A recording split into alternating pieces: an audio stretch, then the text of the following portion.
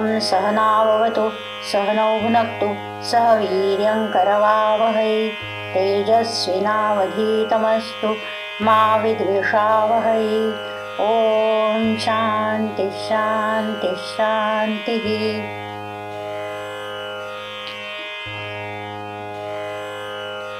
पिंड ब्रह्मांड न्याय से समष्टि के समान व्यष्टि देह भी पंचकोशात्मक है। मेरे इसी चैनल पर पंचकोश वीडियो में इसका विवेचन है। यहाँ संक्षिप्त रूप से कहती हूँ। व्यष्टि कारण देह आनंदमय कोशात्मक है। व्यष्टि लिंग देह अथवा सूक्ष्म देह विज्ञानमय कोश, मनोमय कोश और प्राणमय कोश इनसे मिलके बना है। व्यष्टि स्थूल देह ही अन्नमय कोश है। इन 5 कोशों में से प्राणमय कोश प्राण और कर्मेंद्रियों को मिला के बना है। इस व्यष्टि प्राणमय कोशगत प्राण के विषय में चरक संहिता में कहा है, वायुस्तंत्र यंत्र धरा, अर्थात वायु शरीर रूप यंत्र का धारण करने वाला होता है। प्राणमय कोशगत वायु अन्नमय कोश रूप पांचभौतिक स्थूल देह के अंतर्गत निवास करते हुए अन्नमय कोश रूप स्थूल देह का नियंत्रण करता है। ब्रह्मांड रूप समष्टि स्थूल देह का नियंत्रण जिस प्रकार से समष्टि प्राणमय कोशगत प्राण करता है, उसी प्रकार से व्यष्टि स्थूल देह का नियंत्रण व्यष्टि प्राणमय कोशगत प्राण करता है। Any sort of known unknown force controlling the universe जैसे समष्टि प्राणमय कोशगत प्राण, उसी प्रकार से any sort of known unknown force controlling the body होता है व्यष्टि प्राणमय कोशगत प्राण। इस शरीर नियंत्रक वायु का विवेचन चरक संहिता में न वेगान धारणीय, वातकलाकलीय, त्रिमर्मीय चिकित्सा तथा वातव्याधि चिकित्सा इन अध्यायों में किया है। न वेगान धारणीय यह अध्याय स्वस्थ चतुष्क में है। इस अध्याय में इस प्राण के रक्षा हेतु अधारणीय वेग, व्यायाम, दोष शोधन और रसायन इनका विवेचन है। वेग धारण तथा संचित दोषों के कारण इस वायु की गति का प्रतिरोध होता है और यह वायु व्याधियों का कारण बन जाता है। अतएव स्वास्थ्य रक्षा हेतु अधारणीय वेगों का धारण करना नहीं चाहिए एवं योग्य समय में दोष शोधन करना चाहिए। व्यायाम से देह बल वृद्धि होती है, देह सुसंहत होता है। रसायन सेवन से सार धातु निर्माण होता है। ऐसे बलवान सुसंहत सार धातुआत्मक देह में इस प्राण की गति अकुंठित रहती है तथा वह यथायोग्य क्रियाएं करता है। वातकलाकली अध्याय में एक संधाय संभाषा वर्णित है। इस संभाषा का विषय व्यष्टि समष्टि प्राणमय कोशगत प्राण का स्वरूप ज्ञान ऐसा है। त्रिमर्मीय चिकित्सा अध्याय में प्राण प्रकोप के कारण उत्पन्न होने वाला उदावर्त वर्णित है। सूत्रस्थान के महारोगाध्याय में अशीति वातव्याधि कहे हैं और वातव्याधि चिकित्सा अध्याय में इस वायु के प्रकार, महात्म्य, प्रकोप हेतु, व्याधि तथा चिकित्सा इनका विवेचन है। परंतु इस वायु का विस्तार से वर्णन आयुर्वेद संहिता में नहीं मिलता। इसका यथार्थ स्वरूप उपनिषद, योगोपनिषद, योग वासिष्ठ जैसे श्रौत शास्त्रों से जाना जा सकता है। अब यहाँ प्रश्न उपस्थित हो सकता है कि क्या इसका ज्ञान आयुर्वेद के लिए आवश्यक है? वातकलाकली अध्याय में मरीचि यही प्रश्न करते हैं, किमर्थस्यास्य वचने विज्ञाने वा सामर्थ्यमस्ति भिषग विद्यायाम, भिषग विद्याम अधिकृत्य इयं कथा प्रवृत्ता इति। अर्थात इस वायु विषयक संभाषा करना अथवा इस वायु विषयक ज्ञान प्राप्त करना भिषग विद्या में कैसे उपयुक्त है? यह संभाषा भिषग विद्या के संदर्भ में है। इसका उत्तर वार्योविद देते हैं, भिषक पवनम अतिबलम अतिपरुषम अतिशीघ्र कारिणम आत्यैकम चेन नानु निशम्येत सहसा प्रकुपितम अतिप्रयतः कथमग्रे अभिरक्षितुम अभिधास्यति प्रागेवेन मत्य भयात्। अर्थात इस अतिबलवान, अतिरुक्ष, अत्यंत शीघ्रकारी आत्ययिक वायु को वैद्य नहीं जानता हो, उस दशा में वह वैद्य शीघ्रतया प्रकुपित हुए इस वायु से विनाश होने से पहले प्रयत्न पूर्वक देह रक्षण करने हेतु चिकित्सा कैसे कर पाएगा? इसलिए इस वायु का विज्ञान वैद्यक शास्त्र में स्वास्थ्य रक्षण तथा चिकित्सा दोनों के लिए उपयुक्त है। त्रिविध देहों में से स्थूल देह शुक्र शोणित संयोग से बनता है। इस शुक्र शोणित संयोग में कारण और सूक्ष्म देहात्मक जीवात्मा प्रविष्ट होता है, तभी गर्भधारणा होती है। मृत्यु के समय जीवात्मा पांचभौतिक स्थूल देह का त्याग करता है। प्राणमय कोशगत प्राण सूक्ष्म देहांतर्गत है, इस कारण वह भी जीव के साथ शरीर में प्रवेश करता है। पांचभौतिक शुक्र शोणित संयोग में उसका अस्तित्व नहीं होता। तथा मृत्यु समय में जीव के साथ ही शरीर से निकल जाता है। मृत्यु उपरांत देह में नहीं रहता। यह प्राण पंचीकृत पंचभूतों से उत्पन्न नहीं है, किंतु अपंचीकृत सूक्ष्म भूतात्मक है। इस हेतु पंचीकृत पांचभौतिक शरीर का जिस प्रकार स्थूल पांचभौतिक आहार से पोषण होता है, उस प्रकार से पंचीकृत स्थूल पांचभौतिक आहार से इसका पोषण नहीं होता। पांचभौतिक हेतुओं से इसका प्रकोप भी नहीं होता तथा पांचभौतिक औषधि से चिकित्सा भी नहीं होती। यह शरीर नियंत्रक वायु प्राण उदान समान व्यान अपान स्वरूप है। यह एक होते हुए भी इसकी गति की दिशा तथा कार्यक्षेत्र, इनके अनुसार इसे यह 5 संज्ञाएं दी गई है। इन सभी संज्ञाओं में अन यह गत्यर्थक धातु है। प्राण में प्र उपसर्ग पूर्वक अन धातु है। इसकी निरुक्ति है प्राणिति जीवति अनेन इति। जिसके कारण प्राणन जीवन कर्म होता है वह प्राण। मूर्धा उर कंठ जिह्वा मुख नासिका, यह ऊर्ध्वगति स्वभाव प्राण के स्थान है। यह प्राण स्थीवन क्षवतु उद्गार श्वास आहार ग्रहण यह कर्म करता है। उदान में उद उपसर्ग पूर्वक अन धातु है। इसकी निरुक्ति है उद ऊर्ध्वम अनिति अनेन इति। अग्निज्वाला जिस प्रकार ऊर्ध्व दिशा में प्रवृत्त होती है, पक्षी जिस प्रकार भूमि से आकाश में उछलता है, उस प्रकार से जिसके कारण ऊर्ध्व दिशा में प्रवृत्ति होती है वह उदान।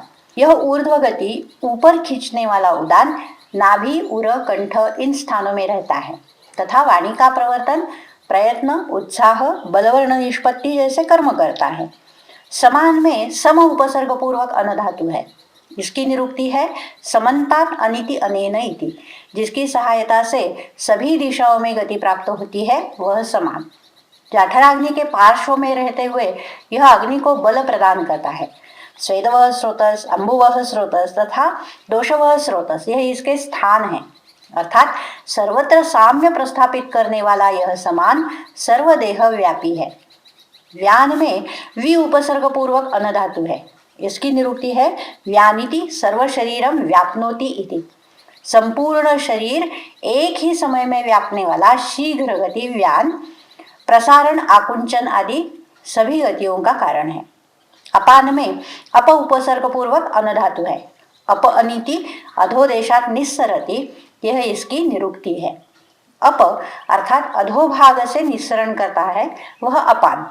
आंतों में रहते हुए यह अधोगति अर्थात नीचे खींचने वाला अपान वृषण बस्ती मेढ नाभि उरु वंक्षण गुद इन क्षेत्रों में से शुक्र मूत्र पुरीष आर्तव गर्भ इनका निस्सरण करता है। यह प्राणापान आदि स्वरूप वायु जब सम होता है तब शरीर का नियंत्रण करता है। तस्मात् कहा है वायुस्तंत्र यंत्र धरहा। वायु शरीर रूप यंत्र का धारण करता है। प्रवर्तक चेष्टानाम उच्चावचानाम, वायु सभी चेष्टाओं का शरीर प्रवृत्तियों का प्रवर्तक है। उच्चावच यह सामासिक पद है। इसका विग्रह है उदक्च अवाक्च। अंच यह गत्यर्थक धातु है। उदक का अर्थ है उत्तर अर्थात ऊर्ध्व अथवा उत्तर दिशा। अवाक का अर्थ है अधो किंवा दक्षिण दिशा। उदक तथा अवाक इनका निर्देश उपलक्षणात्मक है। अनेक प्रकार की गतियां यह इसका लक्षार्थ है। शरीरांतर्गत सभी दिशाओं में प्रचलित सभी गतियों को प्राणमय कोशगत प्राण प्रेरणा देता है। नियंता प्रणेता च मनसहा, वायु मन का नियंत्रक तथा प्रेरक है। मन और वायु अत्यंत रूप में परस्पर संबद्ध है। मनोमय कोश प्राणमय कोश का नियंत्रक है तथा प्राण के द्वारा मन का नियंत्रण किया जा सकता है। हठयोग प्रदीपिका में कहा है वासना तथा वायु यह चित्त की प्रवृत्ति के हेतु है। चित्त वासना तथा वायु इनमें से एक भी नियंत्रण में आ जाए तब अन्य दोनों का नियंत्रण साध्य होता है। एक अर्थ से वायु और मन परस्परावलंबी है। सर्वेंद्रियाणाम उद्योजकः, वायु सभी इंद्रियों को प्रेरणा देता है। सर्वेंद्रियार्थानाम अभिवोढ़ा, वायु सभी इंद्रियार्थों का वाहक है। इंद्रियों के द्वारा ग्रहण किए गए विषयों का इंद्रियों के स्रोतसों द्वारा वहन करने का कार्य वायु करता है। सर्व शरीर धातु व्यूह करहा, वायु सभी शरीर धातुओं का व्यूहन करता है। व्यूह शब्द वि उपसर्ग पूर्वक ऊह धातु से व्युत्पन्न है। इसका अर्थ होता है रचना करना।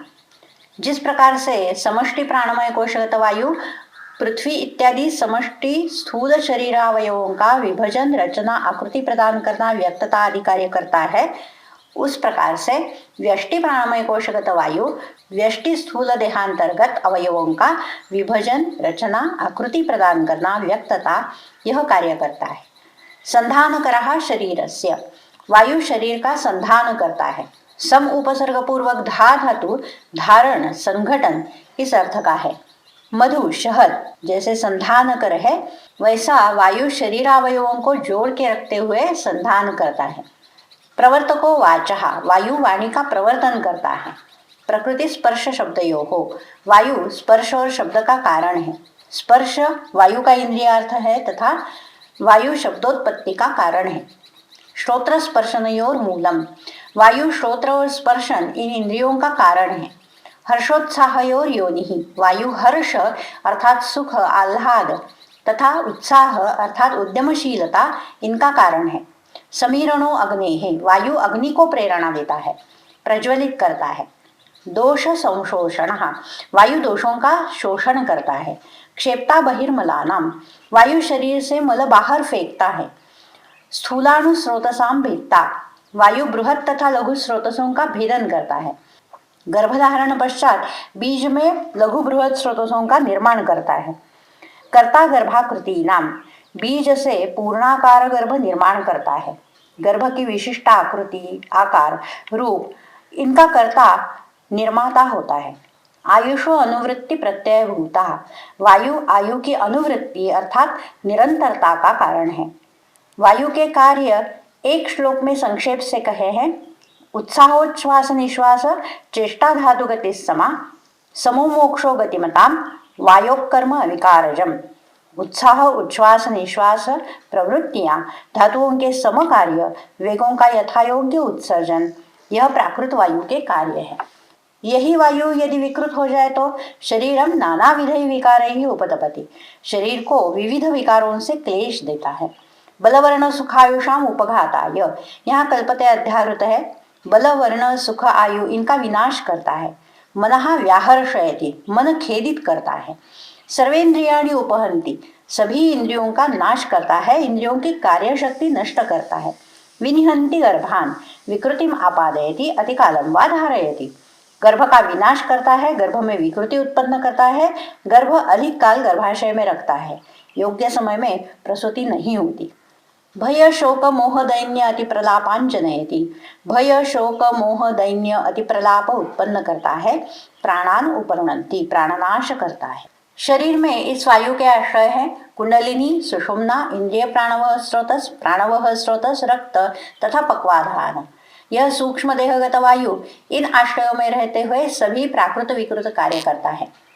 शुक्र शोणित संयोग में जीवात्मा के प्रवेश के विषय में ऐतरेय उपनिषद में कहा है, त एतमेव सीमानं विदार्य एतया द्वारा प्रापद्यत, सैषा विधृतिर्नाम द्वास्तदेतत् नांदनम, अर्थात वह परमेश्वर शिरस्थ कपालास्थियों की संधियों में छेद करके उस छिद्र रूप द्वार से शरीर में प्रविष्ट हुआ। इस द्वार का नाम विधृति है, यह नांदन द्वार है। शुक्र शोणित संयोग में विविध छिद्रों से सूक्ष्म देह के साथ जीवात्मा प्रवेश करता है। जैसे अक्षिगोलक रूप छेद करके नेत्रेंद्रिय, कर्ण विवर छिद्र से श्रोतेंद्रिय, इस प्रकार विविध छिद्रों में से इंद्रिय प्रविष्ट होते हैं। शुक्र शोणित संयोग रूप बीज में पादाग्र से प्राण प्रविष्ट होता है। कर्ता भोक्ता जो जीवात्मा, उसे भोग चढ़ाने वाले ये सब मानो जीवात्मा के भृत्य अर्थात सेवक ही हो। प्राण रूप भृत्य जिस छोर से शरीर में प्रविष्ट होता है उसके विपरीत छोर से शिरो प्रदेश में छिद्र रूप द्वार करके जीवात्मा प्रविष्ट होता है। केशांत प्रदेश जहाँ उपनयन संस्कार में शिखा रखी जाती है वह यह द्वार है। योग शास्त्र में इस द्वार को ब्रह्मरंध्र कहा जाता है। शरीर त्याग के समय यदि इसी द्वार से जीव बाहर जाए तो उसे ब्रह्मलोक प्राप्त होता है तथा क्रम मुक्ति होती है। इस प्रकार यह द्वार मोक्ष रूप आनंद का निमित्त होने के कारण उसे नांदन द्वार कहा है। ज्ञान शक्ति रूप अर्थात बुद्धि रूप उपाधि से युक्त जीवात्मा शिरोभाग से प्रविष्ट होता है। इस कारण शिरोभाग में ज्ञानेन्द्रियों का आधिक्य होता है। क्रिया शक्ति रूप अर्थात प्राण शक्ति रूप उपाधि से युक्त जीवात्मा के पादाग्र से प्रवेश के कारण कंठ के अधोभाग में कर्मेंद्रियों का बाहुल्य होता है। बीज में जहाँ प्राण प्रविष्ट होकर कार्य करता है उस बीज भाग की मूल कंद, मूलाधार, नाभि, शरीर मध्य यह संज्ञाएं हैं। इसे आधुनिक परिभाषा अनुसार सेंटर ऑफ ग्रेविटी कहा जा सकता है। आधुनिक शास्त्र के अनुसार यह स्थान लगभग सेकंड सैक्रल वर्टिब्रा के एंटेरियर माना जाता है। योग शास्त्र के अनुसार गुद से 2 अंगुल ऊपर, जननेन्द्रिय से 2 अंगुल नीचे, त्रिकास्थी में यह अंडाकार मूलकंद होता है। इस मूलकंद में मूलाधार चक्र है। इस मूलाधार चक्र में प्राण का निवास है। प्राण ही क्रिया शक्ति है, गति स्वरूप है। गति दर्शाने के लिए सामान्य रूप से वृत्त मंडल का प्रतीक रूप से प्रयोग किया जाता है। प्राण दर्शाने के लिए भी अनएंडिंग कंटिन्यूअस सर्कल इस प्रतीक का उपयोग किया है। वृत्त के लिए संस्कृत में प्रतिशब्द है कुंडल, अतः मूलाधार स्थित क्रिया शक्ति को कहा है कुंडलिनी। यह चक्राकार अनएंडिंग कंटिन्यूअस सर्कल सांप के भांति ही दिखता है, अतः कुंडलिनी की ही भुजगी संज्ञा है तथा उसे ही कुटिलांगी कहा जाता है। इस कुंडलिनी के कारण ही बुद्धि में ज्ञान शक्ति, मन में इच्छा शक्ति तथा प्राणों में क्रिया शक्ति उत्पन्न होती है। कुंडलिनी ही प्राणपंचक रूप से स्पंदित होती है। पर्ण के वृत्त से निकले सिराओं का जैसे पर्ण में जाल समान विन्यास होता है, उसी प्रकार से कुंडलिनी से बीज में सर्वत्र सिराजाल का विन्यास होता है। चरक संहिता में स्रोतस, सिरा, धमनी, रसायनी, रसवाहिनी, नाड़ी, पंथ, मार्ग, शरीर छिद्र, संवृता संवृत, स्थान, आशय, निकेत इन संज्ञाओं से शरीरगत अवकाश का निर्देश किया है। योगशास्त्र में इसे नाड़ी कहा जाता है। योगशास्त्र के अनुसार शरीर में 72 सहस्र नाड़ियां हैं। शिव संहिता में यह संख्या 3.5 लाख बताई है। उपनिषदों में कहा है हृदयगत नाड़ियां 100 है, उस प्रत्येक नाड़ी से 100 नाड़ियां निकलती हैं, उन प्रत्येक के 100 भेद होते हैं। पीपल के पत्ते में जैसे सिराओं का जाल होता है, उस प्रकार से नाड़ियों के शाखोपशाखाओं का जाल संपूर्ण शरीर में बिछा हुआ है। यह सभी नाड़ियां कुंडलिनी से उत्पन्न होती है तथा पुनः कुंडलिनी में ही विलीन होती है। जैसे सुश्रुत संहिता में सिराओं के विषय में कहा है द्रुमपत्र सेवनीनाम इव तासाम प्रदानाः तासाम मनाभिर्मूलम ततश्च प्रसरन्ति ऊर्ध्वमधस्तिर्यक्च। त्रिकास्थी से ग्रीवा तक के रीढ़ को मेरुदंड कहा जाता है। इस मेरुदंड के अंतर्गत विवर में पत्ते के मध्य सिरा के समान सुषुम्ना नाड़ी है। सुषुम्ना की ही शून्य पदवी, महापथ, ब्रह्मनाड़ी, मध्य मार्ग यह संज्ञाएं हैं। यह सुषुम्ना पंचरंगी तथा बिजली के समान दीप्तिमान होती है। सुषुम्ना ऊर्ध्वगामिनी नाड़ी है। वह मूलकंद से निकलती है। गुद से लेकर भ्रूमध्य तक सभी शरीर छिद्रों में अनुवृत्त होते हुए ब्रह्मरंध्र के नीचे जीव के निवास स्थान रूप सहस्रदल चक्र तक जाती है। मूलकंद एवं सुषुम्ना के संधि स्थान में मूलाधार चक्र स्थित कुंडलिनी द्विमुखी है। अंतर्मुख से वह ब्रह्म द्वार, मोक्ष द्वार, नांदन द्वार का अवरोध करती है तथा बहिर्मुख से निरंतर प्राण को ऊर्ध्व दिशा में फेंकती है एवं अपान को अधो दिशा में खींचती है। प्राणापान की इस गति के कारण जीव सुषुम्ना मार्ग से ऊपर जाके नीचे आता है। शार्ङ्गधर संहिता की दीपिका टीका में कहा है सुषुम्नया ब्रह्मरंध्रम आरोहति अवरोहति जीव प्राण समारूढ़ो रज्वाम कोल्हाटिको यथा। रस्सी के खेल दिखाने वाला नट जिस प्रकार से रस्सी से ऊपर चढ़ के नीचे उतरता है, उस प्रकार प्राण पे आरूढ़ जीव सुषुम्ना से ब्रह्मरंध्र तक ऊपर जाके नीचे आता है। शार्ङ्गधर संहिता में कहा है नाभिस्थ प्राणपवनः स्पृष्ट्वारुत्कमलान्तरं कंठात् बहिर्विनिर्याति पातुं विष्णुपदामृतं पीत्वा च आम्बरपीयूषं पुनरायाति वेगतः प्रीणयन् देहमखिलं जीवयन् जठरामलम्। सुषुम्ना से ऊपर ब्रह्मरंध्र के नीचे जिस प्रदेश में नाड़ियों का जाल नहीं है, ऐसे शून्य प्रदेश में सहस्त्र दलों का उज्ज्वल शुभ्र वर्ण अधोमुख कमल है। क्षीर सागर में विष्णु का निवास हो, वैसा ही यह आत्मा का निवास स्थान है। इस स्थान में क्षीर सागर के समान रस रहता है। उसकी सोम, अमरवारुणी, चंद्रसार, नभोजल, पीयूष ऐसी संज्ञाएं हैं। इसे शारंगधर संहिता में विष्णुपदामृत अंबर पीयूष कहा है। इसका स्वाद सक्षार कटु अम्ल अथवा दूध के समान अथवा शहद जैसा अथवा घी समान होता है। यह पीयूष निरंतर रिस के सुषुम्ना से नीचे आता है। नाभि अर्थात मूलाधार चक्र स्थित प्राण सुषुम्ना मार्ग से हृदकमल को स्पर्श करते हुए कंठ से बाहर निकलता है, अर्थात कंठव्यवर को पार करके मस्तिष्क में प्रवेश करता है। ब्रह्मरंध्र स्थान से अमृत अथवा पीयूष लेकर पुनः शीघ्र गति से सुषुम्ना मार्ग से नीचे आता है। उस अमृत से अग्नि को पुष्ट करता है तथा सभी स्रोतों से अमृत समूचे देह में प्रसारित करके देह का प्रीणन करता है। प्राण पंचक रूप से स्फुरित होने वाली कुंडलिनी अपान रूप में अधोभाग में रहती है। उदान संज्ञक होकर कंठ प्रदेश में रहती है, समान रूप से नाभि स्थान में रहती है। यह समान वृत्ति सौम्य रूप से उदान के बलवान ऊर्ध्व वृत्ति का तथा अपान के बलवान अधोवृत्ति का प्रयत्न पूर्वक धारण करती है। अतः उदान के बलवान ऊर्ध्व वृत्ति के कारण ऊर्ध्व मार्ग से अथवा अपान के बलवान अधोवृत्ति के कारण अधो मार्ग से सूक्ष्म देह के साथ जीवात्मा शरीर से बाहर नहीं निकलता। हिक्काश्वास व्याधियों में प्राणवह उदकवह अन्नवह स्रोतों में वायु के गति को प्रतिरोध होने के कारण नाभिस्थ समान का यह कार्य आहत होता है। अतः समान द्वारा बलवान ऊर्ध्ववृत्ति उदान का धारण नहीं होता। अतः वेग काल में उदान के साथ जीवात्मा भी ऊर्ध्व गति होता है तथा मानो उस ऊर्ध्व भाग स्थित शरीर छिद्रों से बाहर निकलने लगता है। अतः कहा है कामम प्राणहरा रोगा बहवो नतुते तथा यथा श्वासश्च हिक्का च प्राणानाशु निकृंततः। अर्थात प्राणहर रोग बहुत है, किंतु उस प्रकार के नहीं जिस प्रकार से श्वास तथा हिक्का शीघ्र गति से प्राणनाश करते हैं। जाठराग्नि के पार्श्व में रहने वाला समान संपूर्ण कोष्ठ में संचार करता है। यह अन्नवह स्रोत में सभी कार्यों का प्रेरक तथा नियंत्रक है। यह समान प्राण वृत्ति से अन्न ग्रहण करता है, अग्नि का प्रधमन करके अन्न पचन कार्य करता है, तदनंतर सार किट्ट विभजन करता है, सार अन्न रस हृदकोशगत नाड़ियों तक पहुंचाता है एवं मल अपान वृत्ति को सौंपता है। सुषुम्ना मार्ग से संचार करने वाला प्राणमय कोशगत प्राण शब्दोत्पत्ति का कारण है। पाणिनीय शिक्षा ग्रंथ में शब्दोत्पत्ति प्रक्रिया वर्णित है। आत्मा बुद्ध्या समेत्यार्थान मनोयुक्ते विवक्षया मनः कायाग्निमाहन्ति सप्रेरयति मारुतम मारुतस्तु रसीचरन् मंद्रम जनयति स्वरम सोदीर्णो मूर्ध्नि अभिहतो वक्त्रमापद्य मारुतः वर्णांचनयते। आत्मा बुद्धि द्वारा विषय ग्रहण करता है एवं बोलने की इच्छा से मन को प्रेरित करता है। मन कायाग्नि पर आघात करता है, कायाग्नि वायु को प्रेरित करता है, वायु उरस्थान में संचार करते हुए मंद्र ध्वनि निर्माण करता है।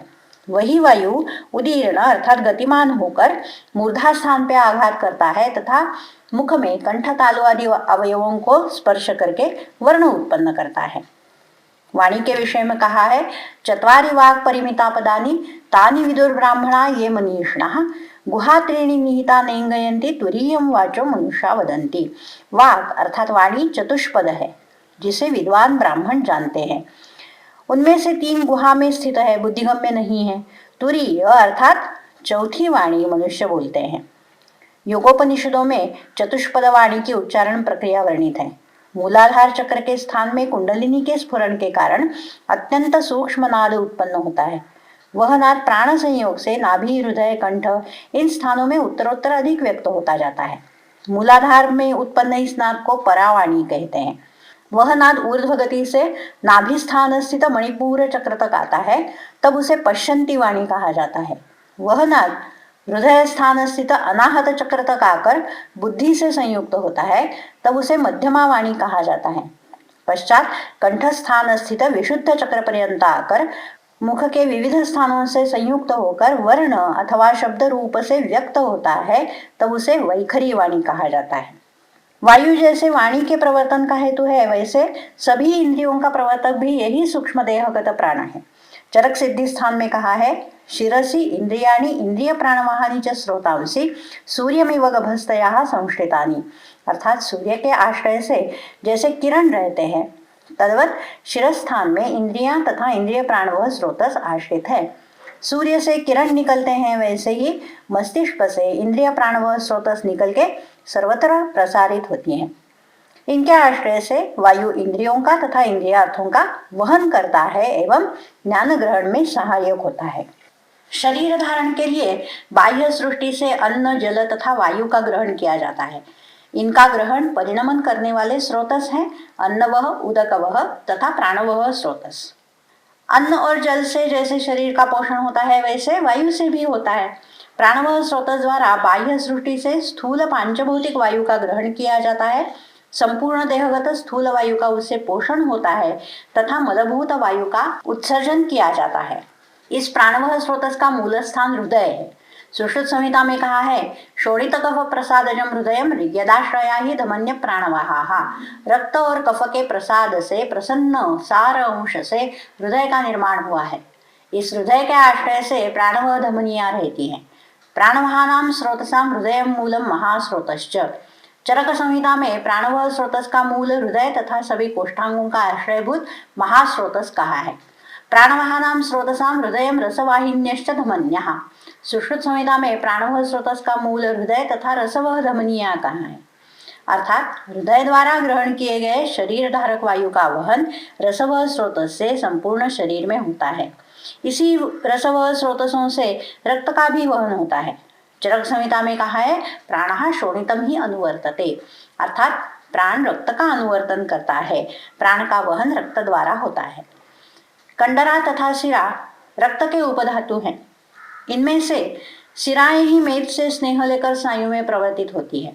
सुश्रुत संहिता में कहा है, नौर्यथा फलकास्तीर्णा बंधनैर्बहुभिर्युता भारक्षमा भवेदप्सु एवमेव शरीरेऽस्मिन् यावन्तः सन्धयः स्मृताः स्नायुभिर्बहुभिर्बद्धाः तेन भारसहा नराः।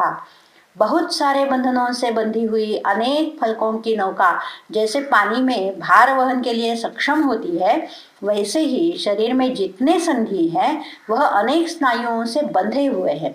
अतः मनुष्य भार वहन के लिए सक्षम होते हैं। सुश्रुत संहिता में कहा है, सिरा और स्नायु मांस को अस्थियों से बांध के रखते हैं, अतः मांस गलता नहीं है।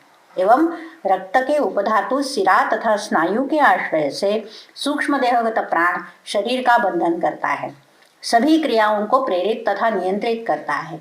अर्दित, अंतरायाम, बहिरायाम, आक्षेपक, सर्वांग रोग, एकांग रोग आदि वात व्याधियों के संप्राप्ति में रक्त स्नायु कंडरा शोष प्रधान घटक है। उस कारण अवयवों की क्रिया हानि यह लक्षण है।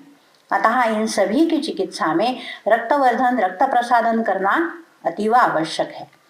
प्राणपंचक रूप से संपूर्ण देह का नियंत्रण करने वाली कुंडलिनी मूलाधार चक्र में स्थित है।